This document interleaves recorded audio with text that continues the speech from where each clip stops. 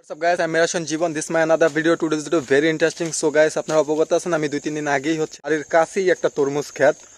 এই যে আমাদের সারা বাড়ি এই যে মনে করেন আছে এই যে ধান ক্ষেতের পরে ওই পাশে ধান ক্ষেত দেখেন, এই যে ধান ক্ষেতের ওই পাশে মানে এই ধান ক্ষেতের ওই যে দেখেন একটা ব্যারিকেড দিয়েছে। এটা হচ্ছে অনেক বড় একটা চর। ওই পাশে হচ্ছে নদী, ওই যে গাছ, ওই গাছগুলো হচ্ছে নদীর তীরে যে শৈলা গাছ কেওড়া গাছ আছে না, ওইগুলো হচ্ছে ওইখানে।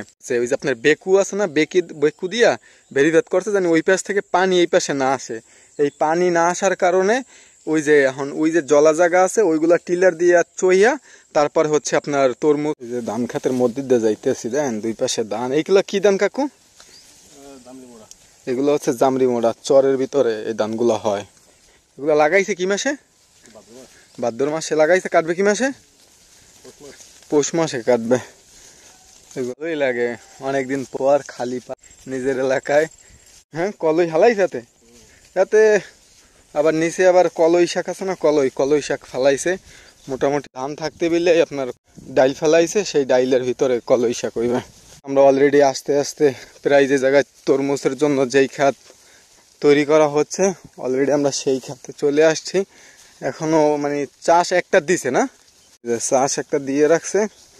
এরপর এগুলো ভিজানো ছিল, ভিজানোর পরে আপনার ওই যে প্যাকেটের ভিতরে যেভাবে কতটুকু জমির ভিতরে 3 কিন এদুগ হ্যাঁ এদুগ এক কানি কিন্তু আপনি চাষ করবেন কতটুকু জমি?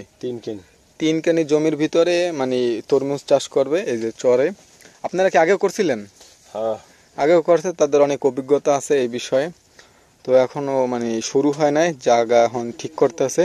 আর এগুলা বীজ প্রক্রিয়াজাত ঝাড় আছে না, ঝাড়ের ভিতরে এগুলা কি এডি সার মনে করেন এখন পর্যন্ত তরমুজ লাগায় নাই, কিন্তু সার সরাইনে রাইখা দিছে।